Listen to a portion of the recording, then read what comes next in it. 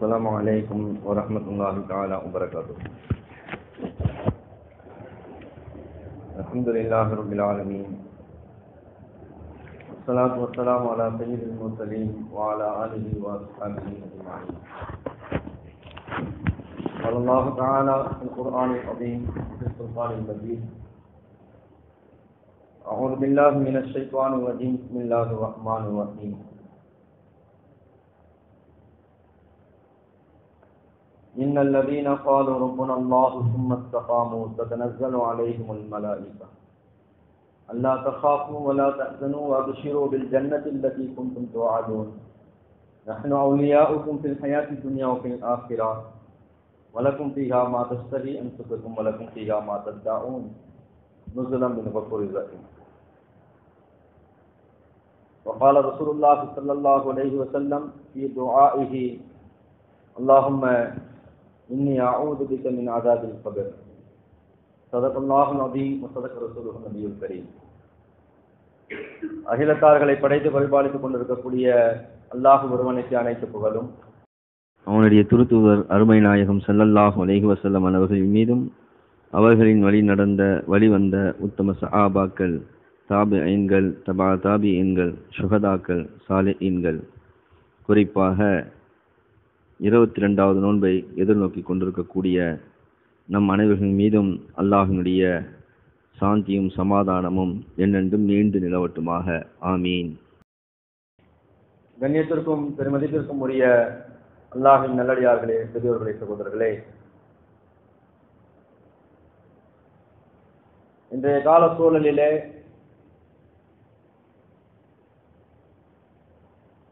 மனிதர்கள் அல்லாஹுவை மறந்தவர்களாகவும் அல்லாஹினுடைய கட்டளைகளை மறந்தவர்களாகவும் விட்டவர்களாகவும் மௌத்துடைய சிந்தனை இல்லாதவர்களாகவும் மௌத்திற்கு பிறகு ஒரு வாழ்க்கை இருக்கிறது என்பதை மறந்தவர்களாகவும் வாழக்கூடிய ஒரு சூழல் எங்கு பார்த்தாலும் தென்படுகிறது.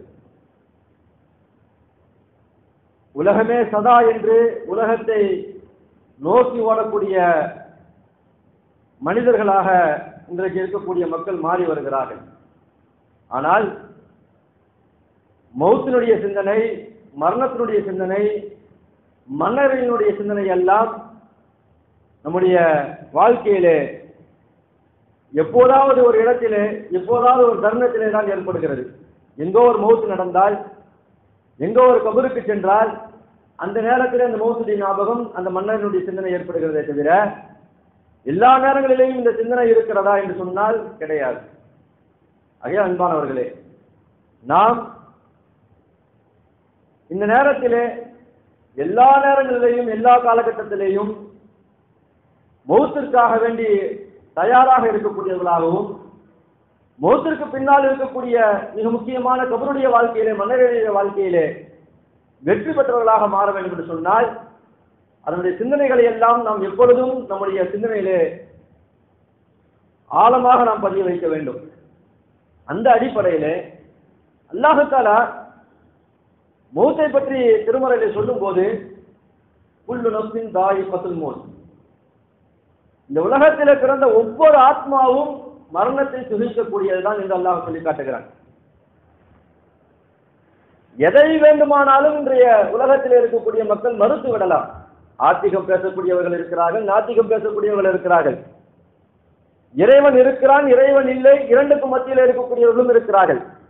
ஆனால் யாராவது ஒரு நபரை காட்ட முடியுமா? எனக்கு மௌத்தே வராது, நான் மரணத்தை சந்திக்கக்கூடியவன் அல்ல, நான் இந்த உலகத்தில் நீடித்து வாழக்கூடியவன் என்று யாராவது சொல்ல முடியுமா? கண்டிப்பாக சொல்ல முடியாது. இதுவரைக்கும் சொன்னவர்கள் கிடையாது, சொன்னவர்களும் இருந்ததும் கிடையாது. நான் வாழ்வேன் என்று சொன்னவர்கள் கூட ஒரு காலத்தில் மறைந்து விடுகிறார்கள். ஆக இந்த மௌத்தை மட்டும் எந்த சமுதாயத்தை சார்ந்தவர்களும் மறக்கவே முடியாது, மறுக்கவும் முடியாது. அந்த மௌத்தை நாம் சிந்தனையிலே கொள்ள வேண்டும். அல்லாஹ் என்ன சொல்கிறான் குர்ஆனிலே? லிகுல்லி உம்மத்தின் அஜல் இதா ஜா அஜலுஹும் லா யஸ்தக்பிரூன ஸாஅத்தன் வலா யஸ்தக்திமூன். எல்லோருக்கும் ஒரு நேரம் இருக்கிறது.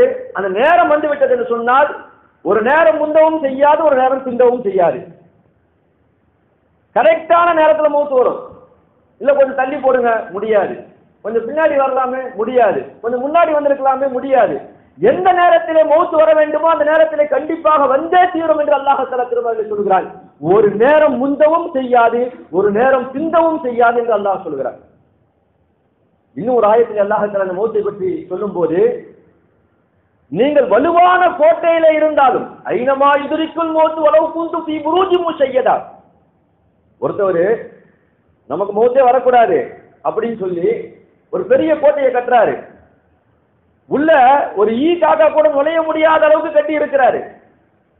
அப்படி நீ கட்டி இருந்தாலும் அங்கேயும் உனக்கு மௌத் வரும் என்பதாக அல்லாஹ் தஆலா திருமறையில் சொல்லி காட்டுகிறான்.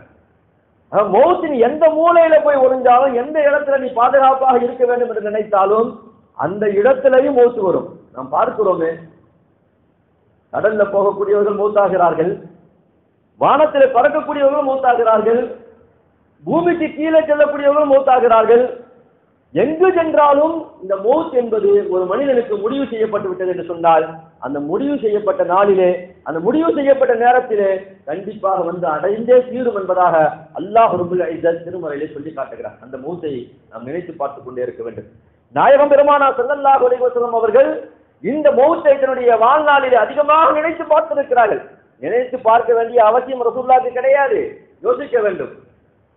முன் பாவங்கள் பின் பாவங்கள் மன்னிக்கப்பட்ட பெருமானார் ஸல்லல்லாஹு அலைஹி வஸல்லம் அவர்கள் மௌத்தை 70 தடவைக்கு மேல் ஒரு நாளிலே நினைப்பார்கள் என்று சொன்னார்கள் என்றால் நாம் எல்லாம் ஏமாத்திரோம். ஆகையால் மௌத்துடைய சிந்தனை இருக்க வேண்டும். இந்த மௌத்துடைய சிந்தனை என்று சொன்னால் நம்முடைய வாழ்க்கை சீராக இருக்கும். நம்முடைய வாழ்க்கை சீராக இருந்தது என்று சொன்னால் மௌத்திற்கு பின்னால் ஒரு வாழ்க்கை இருக்கிறது, மிக முக்கியமான வாழ்க்கை, கபருடைய வாழ்க்கை. அந்த கபருடைய வாழ்க்கை மிக அழகாக இருக்கும். அன்பானவர்களே, அந்த கபருடைய வாழ்க்கையிலே நாம் வெற்றி பெற்றால்தான் நாளை மறுமையினுடைய ஆখিরাத்தினுடைய வாழ்க்கையிலே வெற்றி பெற முடியும். நாளை மறுமைக்கு முதல் மஞ்சில் எது என்று சொன்னால் கபருடைய வாழ்க்கை தான். குர்ஆனில் அல்லாஹ் தஆலா அந்த கபருடைய வாழ்க்கையை பற்றி சொல்லுவான். கபருடைய வாழ்க்கை என்றால், ஒரு மனிதன் மரணித்து விட்டான் என்று சொன்னால் மீண்டும் உயிர் கொடுத்து எழுப்பப்படுவான் நாளை மறுமை நாளிலே. அது வரைக்கும் ஒரு இடத்திலே அவன் தங்க வைக்கப்படுவான். அதுதான் கபருடைய வாழ்க்கை.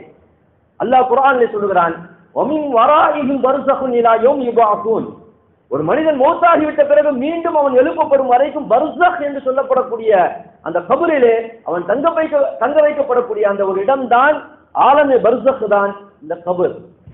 இதிலே அவன் கியாமத் நாள் வரும் வரைக்கும் இருப்பான், தங்க வைக்கப்பட்டிருப்பான்.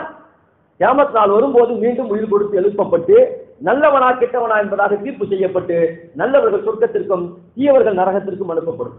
அந்த ஆலமே பர்ஸஹ் என்று சொல்லப்படக்கூடிய அந்த மன்னரையினுடைய வாழ்க்கை சிறப்பாக இருக்க வேண்டும். பெருமானார் ஸல்லல்லாஹு அலைஹி வஸல்லம் அவர்கள் மன்னரினுடைய வாழ்க்கையிலிருந்து நீங்கள் அதிகமாக அல்லாஹ்விடத்திலே பாதுகாவல் தேடுங்கள். அல்லாஹும்ம இன்னி அஊது பிக மின் அதாபில் கபர். பெருமானார் ஸல்லல்லாஹு அலைஹி வஸல்லம் துஆவை கற்றுக் கொடுத்திருக்கிறார்கள். நீங்கள் கபருடைய வேதனையிலிருந்து அல்லாஹ்விடத்தில் அதிகமாக நீங்கள் துஆ கேட்டுக்கொண்டே இருங்கள் என்பதாக நாயகம் பெருமானார் ஸல்லல்லாஹு அலைஹி வஸல்லம் நமக்கு கற்றுக் கொடுத்திருக்கிறார்கள். அன்பானவர்களே, அந்த மன்னரையினுடைய சிந்தனை நம்முடைய வாழ்க்கையில எந்த நேரத்திலையும் இருக்க வேண்டும். பெருமானார் ஸல்லல்லாஹு அலைஹி வஸல்லம் அவர்கள் ஒரு மௌத்தை அடக்கக்கூடிய நேரத்துல அந்த இடத்துல உட்கார்ந்து சிந்திச்சுக்கிட்டே இருக்கிறாங்க. கூட இருந்த சஹாபாக்கள் அத்தனை பேர்கள் உட்கார்ந்து இருக்கிறார்கள். எப்படி உட்கார்ந்து இருக்கிறார்கள் என்று சொன்னால், தன்னுடைய தலையிலே ஒரு புறா, ஒரு பறவை வந்து உட்கார்ந்து லாவகமாக அதை உட்கார்ந்து இருக்கக்கூடிய ஒரு நிலையிலே எப்படி இருக்குமோ அதே போன்று நாங்கள் உட்கார்ந்து இருந்தோம். ரசூலுல்லாஹ் நீண்ட நேரம் யோசித்து விட்ட பிறகு தன்னுடைய கையில இருந்த ஒரு தடியை வைத்து பூமியிலே தட்டி விட்டு எங்களை பார்த்து சொன்னார்கள், கபருடைய வாழ்க்கையிலிருந்து நீங்கள் அதிகமாக அல்லாஹ்விடத்திலே பாதுகாவல் தேடுங்கள். ஏன்னு சொன்னால், நான் பார்த்த வேதனைகளிலேயே அதிகமான வேதனை கபரிலே தான் கொடுக்கப்படுகிறது என்று பெருமானார் ஸல்லல்லாஹு அலைஹி வஸல்லம் சொன்னார்கள். நிறைய வேதனைகள் எனக்கு காட்டப்பட்டது. ரசூலுல்லாஹ்வுக்கு ஆகிரத்திலே நடக்கப்படக்கூடிய வேதனைகளையும் காட்டப்பட்டது, கபரிலே நடக்கப்படக்கூடிய வேதனைகளையும் காட்டப்பட்டது. இரண்டையும் கம்பேர் செய்து பெருமானார் ஸல்லல்லாஹு அலைஹி வஸல்லம் சொல்கிறார்கள், மிக அதிகமான வேதனை கபரிலே தான் கொடுக்கப்படுகிறது. ஐயா ரசூலுல்லாஹ்வும் சஹாபாக்களும் ஒரு நேரத்துல ஒரு இடத்தை, ஒரு கபரை கடந்து செல்லும் போது அந்த நேரத்தில் ரசூலுல்லாஹி ஸல்லல்லாஹு அலைஹி வஸல்லம் சற்று நின்று ஒரு பேரிச்ச மர இலையை ஒடித்து வர சொல்லி அதை இரண்டாக பிரித்து அந்த இரண்டு கபரிலையும் வைக்கிறார்கள். ரசூலுல்லாஹ்ட்ட சஹாபாக்கள் கேட்கிறார்கள், யா ரசூலல்லாஹ் புதுசா செய்றீங்களா என்ன என்பதாக கேட்கும்போது இந்த இரண்டு கபரிலேயும் இருக்கக்கூடியவர்கள் வேதனை செய்யப்படுகிறார்கள். ஒருவர் சிறுநீர் கழித்து விட்டு சுத்தம் செய்யாமல் இருந்ததினால் வேதனை செய்யப்படுகிறார். ஒருவர் மற்றவரை பற்றி பேசியதால், கோல் மூட்டியதால், புறம் பேசியதால் வேதனை செய்யப்படுகிறார்.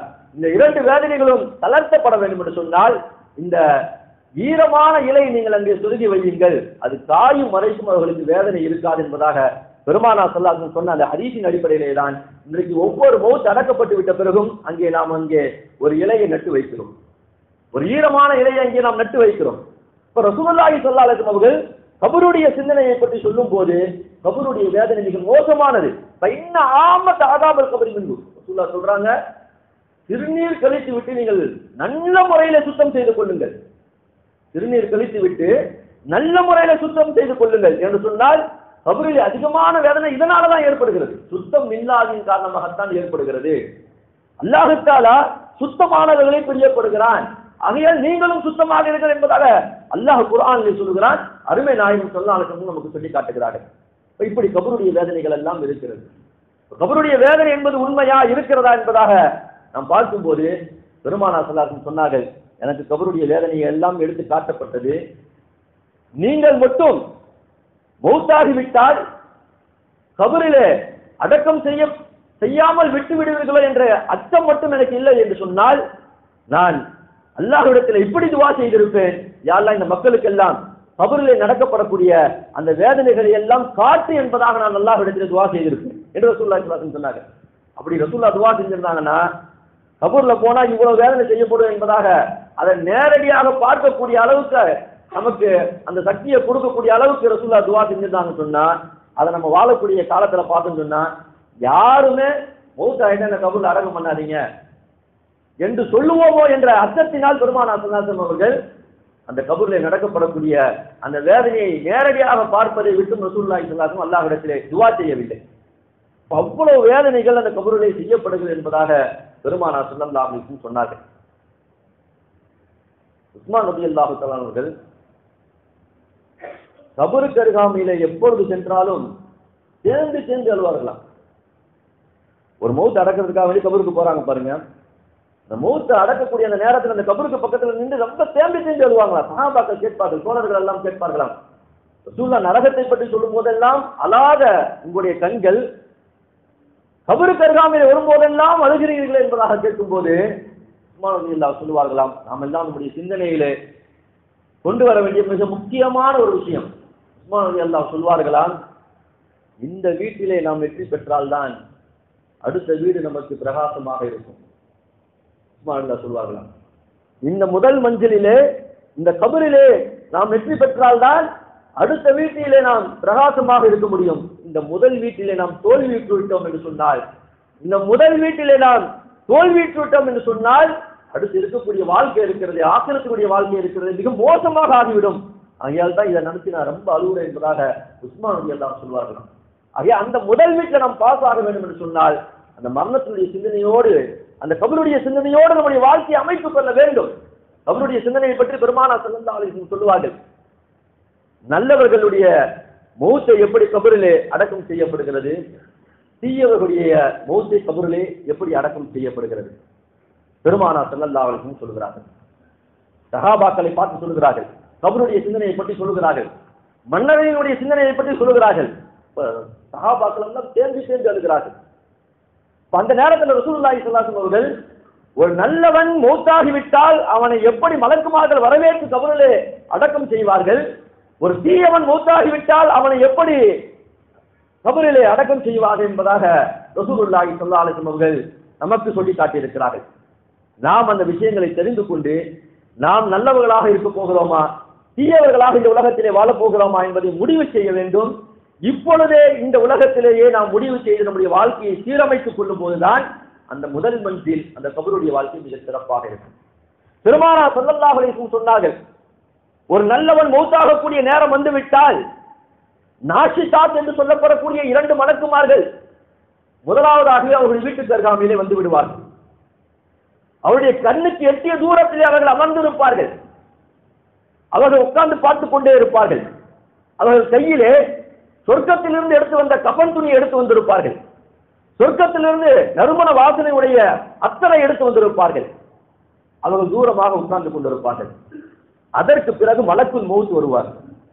வந்து அந்த மௌத்திடத்திலே, அந்த மனிதனிடத்திலே, அந்த ரூஹ் இடத்திலே சொல்லுவார்கள், நல்ல ஆன்மாவே, அல்லாஹ்வுடைய திருப்தியை பெற்ற ஆன்மாவே, அல்லாஹ்வுடைய கட்டளையால் நீ வெளியே வா என்பதாக அந்த மலக்குல் மௌத் சொல்லும் போது அந்த மௌத் எப்படி இலகுவாக வரும் என்று சொன்னால், பெருமானார் ஸல்லல்லாஹு அலைஹி வஸல்லம் சொல்கிறார்கள், ஒரு குவளையிலே நாம் தண்ணியை வைத்திருக்கிறோம், அதை லேசாக இப்படி அசைத்தால் அது எப்படி நீரை சொட்டுமோ அது போன்று மிக லேசாக அந்த உயிர் வெளியே வந்துவிடும்.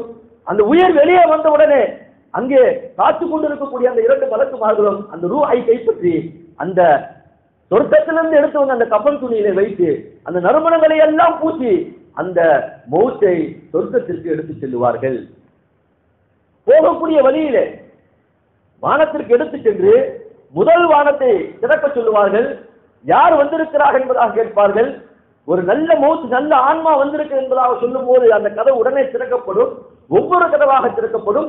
7 கதவுகளும் திறக்கப்படும். அந்த 7 கதவுகளையும் கடந்து செல்லும் போது அங்க இருக்கக்கூடிய மலக்குமார்களாம் கேட்பார்களாம், இவ்வளவு வாசனை உள்ள, கஸ்தூரியை விட வாசனை உள்ள ஒரு ஆன்மா வருகிறது, எப்படிப்பட்ட ஆன்மா என்பதாக கேட்கும் போது இந்த மலக்குல் மௌத் சொல்வாராம், இவர் உலகத்திலே வாழும் போது நல்ல காரியங்களை செய்து அல்லாஹ்வுடைய அன்பை பெற்ற ஆன்மா, இவரை நாங்கள் சொர்க்கத்திற்கு எடுத்து செல்கிறோம் என்பதாக அந்த ஆன்மாவை எடுத்து சென்று அங்கே 7 வானத்தை கடந்து சென்று அவருடைய நல் அமல்கள் அத்தனையும் இல்லியீன் என்று சொல்லப்படக்கூடிய சொர்க்கத்திலே பாதுகாத்து வைக்கப்பட்டு மீண்டும் அந்த உயிர் அவருடைய உடலிலே சேர்க்கப்படும். மௌத்தாயிட்ட பிறகு அவருடைய நல்ல அமல்கள் எல்லாம் எடுத்து செல்லப்பட்டு அந்த இல்லியீன் என்ற இடத்திலே சேகரிக்கப்பட்டு விட்டு மீண்டும் அவருடைய வீட்டில் அவர் மௌத்தாக கிடக்கிறாரே அந்த மௌத்திற்குள் வந்துவிடும். வந்துவிட்ட பிறகு என்னை சீக்கிரம் நீங்கள் எடுத்து செல்லுங்கள் என்பதாக அந்த மௌத் கதரும் என்பதாக ஹதீஸிலே பெருமானார் ஸல்லல்லாஹு அலைஹி வஸல்லம் சொல்கிறார்கள். என்னை சீக்கிரம் அந்த கபருடைய வாழ்க்கைக்கு எடுத்து செல்லுங்கள், அங்கே நான் நுகரக்கூடிய அந்த நுகர்வுகளை எல்லாம் நுகர வேண்டும் என்பதாக அந்த மௌத் சொல்லும். மனிதர்கள் தவிர அங்கே இருக்கக்கூடிய அத்தனை ஜீவராசிகளுக்கும் அவர் கதறக்கூடிய வார்த்தைகள் கேட்கும் என்பதாக அருமை நாயகம் ஸல்லல்லாஹு அலைஹி வஸல்லம் சொன்னார். அங்கே இருக்கக்கூடிய விலங்குகளுக்கு அந்த வார்த்தைகள் கேட்கும், அங்கே இருக்கக்கூடிய ஜின்களுக்கு அந்த வார்த்தைகள் கேட்கும். அப்படிப்பட்ட ஒரு அலறல் சத்தம் அங்கே கேட்கும் என்பதாக சொன்னார். அது மிக விரைவாக அந்த மௌத்தை நாம் எடுத்து செல்ல வேண்டும் என்பதாக பெருமானார் ஸல்லல்லாஹு அலைஹி வஸல்லம் ஹதீஸின் மூலமாக நமக்கு சொல்லி காட்டுகிறார். அடுத்து அந்த நல்ல மௌத்தை கபருக்கு எடுத்து செல்லிவிட்ட பிறகு, அந்த கபரிலே வைக்கப்பட்டு விட்ட பிறகு மலக்குமார்கள் வருவார்கள். வந்து சில கேள்விகளை கேட்பார்கள். மன் ரப்புக, உன்னுடைய ரப்பு யார் என்பதாக கேட்பார்கள். ரப்பி அல்லாஹ், என்னுடைய ரப்பு அல்லாஹ் என்று சொல்லும் அந்த நல்ல மௌத். மா தீனுக, தீனி அல் இஸ்லாம், என்னுடைய மார்க்கம் இஸ்லாம் என்பதாக சொல்லும். வமன் நபியுக, உன்னுடைய நபி யார் என்பதாக கேட்பார்கள். நபி முஹம்மது ஸல்லல்லாஹு அலைஹி வஸல்லம் என்பதாக அந்த மௌத் சொன்னவுடனே, நீ இந்த கேள்விக்கு நீ இந்த பதிலை தருவாய் என்பதாக எங்களுக்கு தெரியும் என்பதாக அந்த மலக்குகள் சொல்லி சொர்க்கத்திலிருந்து எடுத்து வரப்பட்ட அந்த புத்தாடைகளை அந்த மௌத்திற்கு அணிவித்து நறுமணங்களை எல்லாம் பூசி சொர்க்கத்தினுடைய கதவுகள் திறக்கப்பட்டு அதனுடைய வாடைகளை எல்லாம் நுகரக்கூடிய நல்ல மௌத்தாக, நல்ல ஒரு மனிதராக அந்த மனிதரை அங்கே அவர்கள் வைப்பார்கள். அதற்கு பிறகு ஒரு அழகிய தோற்றம் கொண்ட, நல்ல நறுமணம் வீசக்கூடிய, பார்ப்பதற்கு வசீகரமான தோற்றத்தை கொண்ட ஒரு உருவம் அந்த மௌத்துக்கு பக்கத்திலே வரும். நீ யாருப்பா, புதுசா இருக்கிய என்பதாக கேட்கும் போது அந்த உருவமாக வந்த அந்த உருவம் சொல்லும், நான் தான் உலகத்திலே நீ செய்த அத்தனை அமல்களுக்கு அல்லாஹ்தால உருவத்தை கொடுத்து அந்த மௌத்திற்கு பக்கத்திலேயே வைத்து விடுவான். எது வரைக்கும் என்று சொன்னால், நாளை மீண்டும் அவன் எழுப்பப்படும் வரைக்கும் அந்த நல்ல அமல்கள் உருவமாக அந்த மௌத்துக்கு பக்கத்திலேயே இருக்கும் என்பதாக பெருமானார் ஸல்லல்லாஹு அலைஹி வஸல்லம் சொன்னார்கள். அதற்கு பிறகு அந்த மௌத் சொல்லுமா, எனக்கு இவ்வளவு பெரிய பாக்கியத்தை அல்லாஹ் கொடுத்திருக்கிறான், எவ்வளவு பெரிய பாக்கியம், சொர்க்கத்தை அல்லாஹ்தால எனக்கு கொடுத்து விட்டான், இந்த முதல் மஞ்சிலே நான் வெற்றி பெற்று விட்டேன், நான் சொர்க்கவாதியாக ஆகிவிட்டேன், இது என்னுடைய குடும்பத்தார்ட்ட நான் போய் சொல்லணுமே, நான் சீக்கிரம் போய் என்னுடைய குடும்பத்தார்ட்ட சொல்லணுமே, என்னுடைய வீட்டுக்கு அனுப்பி வைங்க என்பதாக அந்த மலக்குமார்கிட்ட கேட்கும் போது, அங்கெல்லாம் போக தேவையில்லை, அங்கெல்லாம் போக தேவையில்லை. நௌமத்தில் அரூஸ், புது மாப்பிள்ளை தூங்குற மாதிரி நீ தூங்கு என்பதாக அந்த மௌத்துக்கு மலக்குமார்கள் சொல்வார்கள். புது மாப்பிள்ளை எப்படி தூங்குவாரோ அது மாதிரி நீ தூங்கிக்கிட்டே இரு, ஒரு நாள் வரும் அப்பொழுது எழுப்பப்படும் என்பதாக அந்த நல்ல மௌத்துக்கு அந்த மலக்குமார்கள் அவ்வளவு அலங்கரித்து அவ்வளவு விஷயங்கள் செய்து அவர்களை ஒரு சொர்க்கவாதியாக அறிவித்து விட்டு அந்த ரூஹுகளை எல்லாம் அந்த பர்சக் என்ற இடத்திலே அந்த மௌத்தை வைத்து விட்டு அந்த ரூஹுகளை எல்லாம் இல்லையன் என்ற இடத்திலே சேர்த்து விட்டு அந்த மலக்குகள் தன்னுடைய கணக்கை முடித்து விடுவார்கள். அடுத்ததாக பெருமானார் ஸல்லல்லாஹு அலைஹி வஸல்லம் தீய மௌத்தை பற்றி சொல்கிறார்கள். இதே போன்று 2 மலக்குகள் தூரமாக வந்து உட்கார்ந்திருப்பார்கள். மலக்குல் மௌத் வந்து உயிரை வாங்குவார்கள்.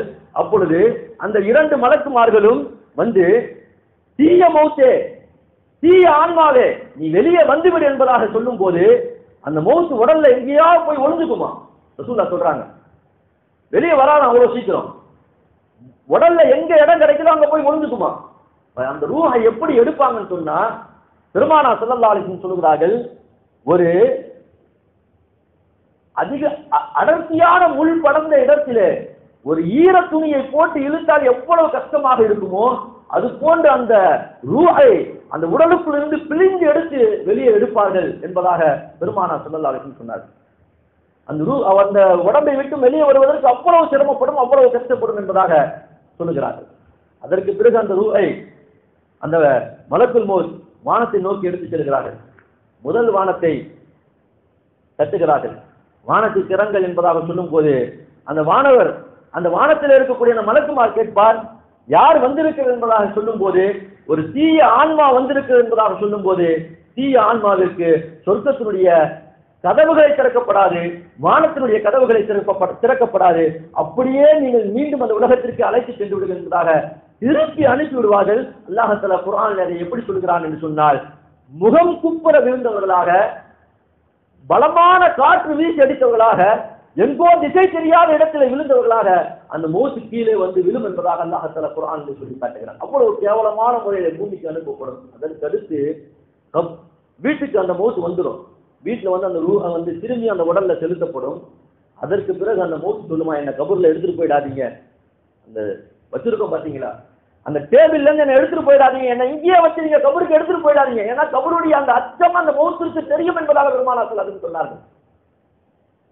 என்ன எடுத்துட்டு போயிடாதீங்க, வலுக்கட்டாயமாக அவரை நாம் எடுத்து போய் உள்ளே வைக்கிறோம், எடுத்துட்டு போய் வச்சோனிய அந்த நல்லவற்றை என்ன கேள்வி கேட்டாங்களோ அதே கேள்வி இவற்றையும் கேட்கப்படும். மன் ரப்புக, ஆஹா லா அதிரி, கைசேதமே என்று அந்த மௌத் சொல்லும். மா தீனுக, உன்னுடைய தீன், உன்னுடைய மார்க்கம் என்ன? ஆஹா லா அதிரி, எனக்கு தெரியாதே கைசேதமே என்பதாக கையை பிசைந்து கொள்ளும். மன் நபியுக, உன்னுடைய நபி யார் என்பதாக கேட்கப்படும், அதுவும் தெரியாது. ஒரு ஹதீஸிலே வருகிறது, ரசூலுல்லாஹ்வுடைய உருவத்தை நேரடியாக அந்த மௌத்துக்கு எடுத்து காட்டப்படும், ரசூலுல்லாஹ்வுடைய உருவத்தையே காட்டப்படும், அப்பொழுதும் தெரியாது. இல்ல எவ்வளவு நேரத்துக்கும் அல்லாஹ் தஆலா அந்த வாய்ப்பை கொடுக்கிறார், நேரடியாக அல்லாஹ் தஆலா எடுத்து கேட்கிறார், முடியாது. அப்ப அந்த மௌத்துக்கு அந்த அந்த உள்ளே இருக்கக்கூடிய அந்த முன்கர் நக்கீர் என்று சொல்லக்கூடிய மலக்குமார்கள் நரகத்திலிருந்து எடுத்து வந்த அந்த விருப்பை விரித்து இதிலே நீ படுத்துக்கொள் என்பதாக சொல்லி நரகத்தினுடைய வாசல்கள் எல்லாம் திறக்கப்படும், விஷக்காற்று அந்த நரகத்திலிருந்து வீசும் என்பதாக பெருமானார் ஸல்லல்லாஹு அலைஹி வஸல்லம் சொன்னார்கள். விஷக்காற்றை அந்த நரகவாதி சுவைப்பார், அந்த மௌத் சுவைக்கும் என்பதாக பெருமானார் ஸல்லல்லாஹு அலைஹி வஸல்லம் சொன்னார்கள். அதற்கு பிறகு அவர்கள் தன்னுடைய கையில் எடுத்து வந்திருக்கக்கூடிய ஒரு சம்மட்டியை வைத்து அடிப்பார்கள். ரசூலுல்லாஹி ஸல்லல்லாஹு அலைஹி வஸல்லம் அந்த சம்மட்டியினுடைய அளவை பற்றி சொல்லும் போது அதை பூமியில இருக்கக்கூடிய ஒரு மலையிலே வைத்து அடித்தால் மண்ணோடு மண்ணாக ஆகிவிடும், அந்த அளவுக்கு பலமாக இருக்கும். அதை இந்த மௌத்தின் மீது செலுத்தப்படும். எது வரைக்கும் என்று சொன்னால் அந்த மௌத்து கதறுமா, என எப்படியாவது இந்த வேதனையை விட்டு குறையுங்கள் என்பதாக கதறுமா. உனக்கு வேதனை குறைக்கப்படாது. நீ எதை வாக்களிக்கப்பட்டிருக்கிறாயோ அந்த வாக்களிக்கப்பட்ட அந்த விஷயம் கண்டிப்பாக உனக்கு இந்த கபரிலே நடந்தே தீரும் என்பதாக அந்த மலக்குமார்கள் சொல்லுவார்கள். என்ன கியாமத் நாள் எழுப்பிடாதீங்க, எப்படி வீட்டுல இருந்து கபருக்கு வர பயந்த அந்த மூத்து இருக்கிறதோ அதே போன்று நாளை மறுமை நாளில் என்ன நீங்கள் எழுப்பி விடாதீர்கள் என்பதாக அந்த மலக்குமார்களிடத்தில் கெஞ்சுமா. ஆனால் அந்த வேதனை நாளை மறுமை வரைக்கும் அவனுக்கு தொடரும் என்பதாக நாயகம் பெருமானார் ஸல்லல்லாஹு அலைஹி வஸல்லம் சொன்னாங்க. ஆகையால் கபருடைய சிந்தனை இருக்கிறது, அதை நாம் ஆழமாக யோசிக்க வேண்டும். மன்னர்களுடைய வாழ்க்கை மிக மோசமான வாழ்க்கை என்பதாக பெருமானார் ஸல்லல்லாஹு அலைஹி வஸல்லம் சொல்லியிருக்கிறார்கள். ஆக அந்த மன்னர்களுடைய வாழ்க்கையிலே நம்முடைய வாழ்க்கை பிரகாசமாக இருக்க வேண்டும் என்று சொன்னால், நல்ல ஒரு வாழ்க்கையாக இருக்க வேண்டும் என்று சொன்னால், நாம் இந்த உலகத்தை வாழும் போதே நம்மை நாம் தெளிப்படுத்திக் கொள்ள வேண்டும், சீராக்கிக் கொள்ள வேண்டும். அதை நாம் சீராக்கிக் கொள்ள தவறினோம் என்று சொன்னால் நம்முடைய மன்னரினுடைய வாழ்க்கை எல்லாம் மிக மோசமானதாக ஆகிவிடும் என்பதாக அருமை நாயகம் அண்ணல பெருமானார் ஸல்லல்லாஹு அலைஹி வஸல்லம் சொல்லிக் கொடுத்திருக்கிறார். ஆகிய அன்பானவர்களே, நாம் இந்த உலகத்திலே வாழ்வது முதல் மஞ்சிலே வெற்றி பெறுவதற்குத்தான். நாம் நினைத்துக் கொண்டிருக்கிறோம் வீடு கட்டுவதற்கும் கடையை திறப்பதற்கும் இன்னும் பிற காரியங்களை செய்வதற்காகவே இந்த உலகத்திலே படைக்கப்பட்டிருக்கிறோம் என்பதாக நாம் நினைத்துக் கொண்டிருக்கிறோம். ஆனால் அல்லாஹ் தஆலா இந்த உலகத்தை ஒரு பரீட்சை இடமாக வைத்திருக்கிறான். இந்த பரீட்சையிலே இங்கே நாம் பரீட்சை எழுதி கொண்டிருக்கிறோம். நல்ல முறையிலே நாம் எழுதினோம் என்று சொன்னால் நாளை கபரிலே வைக்கப்பட்டு விட்ட பிறகு அந்த முதல் மந்திரிலே நாம் பாஸ் ஆகிவிடுவோம். ரசூலுல்லாஹி ஸல்லல்லாஹு அலைஹி வஸல்லம் அவர்கள் இதைத்தான் நமக்கு சொல்லி காட்டினார்கள்.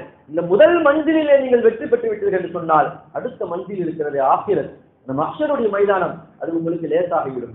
இங்கே நீங்கள் தோற்று போய்விட்டீர்கள் என்று சொன்னால், இந்த கபரிலே நீங்கள் ஃபெயிலாகி விட்டீர்கள் என்று சொன்னால் நாளை சதா நரகம் என்பதை நமக்கு பெருமானார் ஸல்லல்லாஹு அலைஹி வஸல்லம் சொல்லி காட்டியிருக்கிறார்கள். ஆக நாம் இந்த நேரத்தில் யோசிக்கணும், பெருமானார் ஸல்லல்லாஹு அலைஹி வஸல்லம் அவர்கள் தொழுகையை விட்டவர்களுக்கு கபருடைய நிலை என்ன என்பதாக சொல்லும் போது சொல்லுவார்கள், ஒரு மனிதன் தொழுகையை வாங்குடைய சத்தம் கேட்கிறது, அஸ்ஸலாத்து கைரும் மினன் நௌம், தூக்கத்தை விட தொழுகை சிறந்தது என்பதாக அவனுடைய காதிலே விழுந்தும் அவன் தூங்கிக் கொண்டிருக்கிறான் என்று சொன்னால் நாளை அவனை கபரிலே வைக்கும் போது அவனுக்கு எப்படிப்பட்ட வேதனை கொடுக்கப்படும் என்று சொன்னால் பெருமானார் ஸல்லல்லாஹு அலைஹி வஸல்லம் ஒரு பாறாங்கல்ல தூக்கி அவனுடைய தலையில போடுவார்கள்.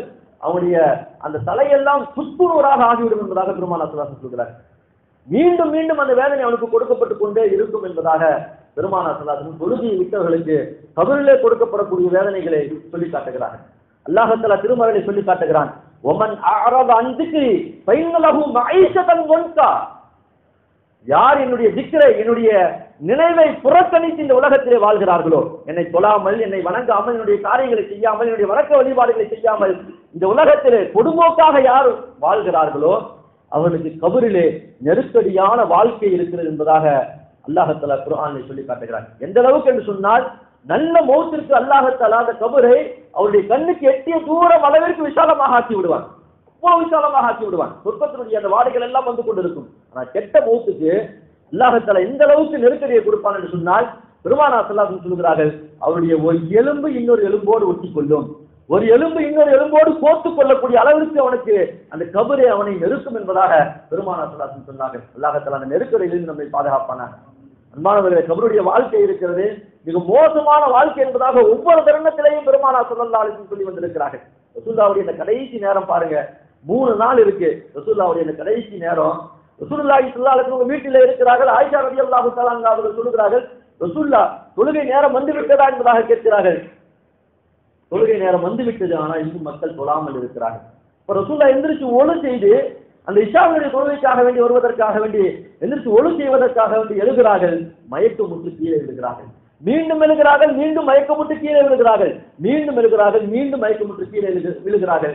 அதற்கு பிறகு என்ன சொல்கிறார்கள் சொன்னால், அபூபக்கர் ரலியல்லாஹுவை தொழ வைக்க சொல்லுங்கள் என்பதாக அவர்கள் இமாமாக நிற்க வைத்துவிட்டு ரசூலுல்லாஹி ஸல்லல்லாஹு அலைஹி வஸல்லம் அவர்கள் ஃபத்ல் இப்னு அப்பாஸ், அலி ரலியல்லாஹு இந்த இருவரையும் அழைத்து என்னை நீங்கள் தூக்கி சென்று பள்ளிவாசலிலே உட்கார வையுங்கள், நான் தொழ வேண்டும் என்பதாக பெருமானார் ஸல்லல்லாஹு அலைஹி வஸல்லம் சொன்னார்.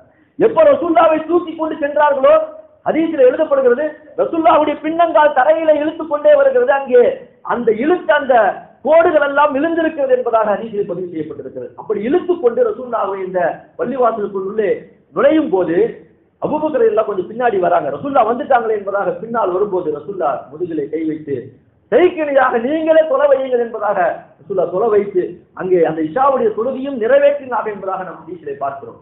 இதுதான் ரசூலுல்லாஹ் நமக்கு கற்றுத் தந்த ஒரு வழிமுறை. மௌத்துடைய நேரம் சக்கராத்துடைய நேரம் என்பதாக ரசூலுல்லாஹ்வுக்கு முடிவு செய்யப்பட்டு விட்ட பிறகும் ரசூலுல்லாஹி ஸல்லல்லாஹு அலைஹி வஸல்லம் அந்த நேரத்தில் தொழுகைக்கு முக்கியத்துவம் கொடுத்து தொழுதிருக்கிறார்கள் சொன்னால் நம்முடைய வாழ்க்கையை நாம் தொழுகை எந்த அளவுக்கு கடைபிடிக்க வேண்டும் என்பதை யோசிக்க வேண்டும். ஜகாத்தை பொறுத்த வரைக்கும், ஹஜ்ஜை பொறுத்த வரைக்கும் அது கடமையானவர்களுக்குத்தான் கடமை, ஆனால் தொழுகை மட்டும் எல்லோருக்குமே கடமை. ஒருவன் பாலிகாகி விட்டான் என்று சொன்னால், ஒருவன் வயதுக்கு வந்து விட்டான் என்று சொன்னால் அவன் மீது தொழுகை கடமையாகிவிடும். அவன் பணக்காரனா இருக்கிறானா எதுவுமே கிடையாது. ஆனால் சக்காத்துக்கு இந்த சட்டம் இருக்கு, ஹஜ்ஜுக்கு இந்த சட்டம் இருக்கு. தொழுகைக்கு மட்டும் அது இருக்க வேண்டும் இது இருக்க வேண்டும் என்று எந்த சட்டமும் கிடையாது. அவன் பாலிகாகி விட்டான் என்று சொன்னால் சுய நினைவோடு இருந்தான் என்று சொன்னால் மீது தொழுகை அவன் மௌத்தாகும் வரைக்கும் கடமை என்பதாக பெருமானார் ஸல்லல்லாஹு அலைஹி வஸல்லம் சொல்லிக் கொடுத்திருக்கிறார்கள். இந்த தொழுகை எந்த நேரத்திலையும் மறக்காமல் கபருடைய சிந்தனையோடு நாம் வாழ்வோம். கபருடைய சிந்தனை ஒரு மனிதத்தில் இருக்கும் போது அவனுடைய வாழ்க்கை இந்த உலகத்தில் மிக அழகாக இருக்கும் என்பதாக அருமை நாயகம் ஸல்லல்லாஹு அலைஹி வஸல்லம் சொல்லிக் கொடுத்திருக்கிறார்கள்.